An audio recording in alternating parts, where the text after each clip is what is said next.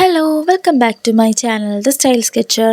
ഇനി നമുക്ക് milk ice cubes നമ്മുടെ ഫേസിൽ റബ്ബ് ചെയ്യുന്നത് കൊണ്ടുള്ള ബെനിഫിറ്റ്സ് എന്തൊക്കെയാണെന്ന് നോക്കാം. അതിന് മുമ്പായിട്ട് ആദ്യമായിട്ടാണ് എൻ്റെ ചാനൽ കാണുന്നുണ്ടെങ്കിൽ സബ്സ്ക്രൈബ് ചെയ്യുക.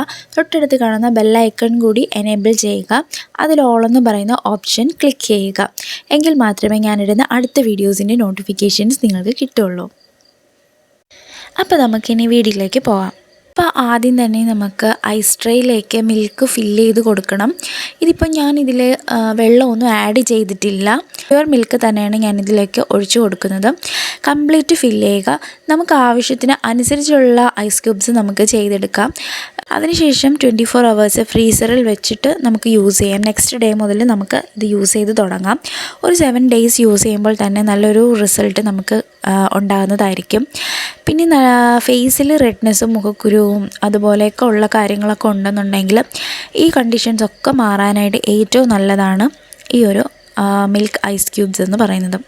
പിന്നെ ഇതെന്ന് പറഞ്ഞാൽ സ്കിന്നിലെ ബ്ലഡ് സർക്കുലേഷൻ ഇമ്പ്രൂവ് ചെയ്ത് സ്കിൻ നല്ല ബ്രൈറ്റൻ ആക്കും. അതുപോലെ ഡാർക്ക് സർക്കിൾസ് ഉള്ളവരൊക്കെ ആണെങ്കിൽ അത് റബ്ബ് ചെയ്യുമ്പോൾ തന്നെ ഡാർക്ക് സർക്കിൾസൊക്കെ മാറാനായിട്ട് ഹെൽപ്പ് ചെയ്യും. പിന്നെ സ്കിൻ പോഴ്സൊക്കെ ഉണ്ടെങ്കിൽ സ്കിൻ പോഴ്സൊക്കെ കംപ്ലീറ്റ് ആയിട്ട് തന്നെ ഷ്രിങ്ക് ആവാനായിട്ട് ഈ ഐസ് ക്യൂബ്സ് ഹെൽപ്പ് ചെയ്യുന്നതാണ്.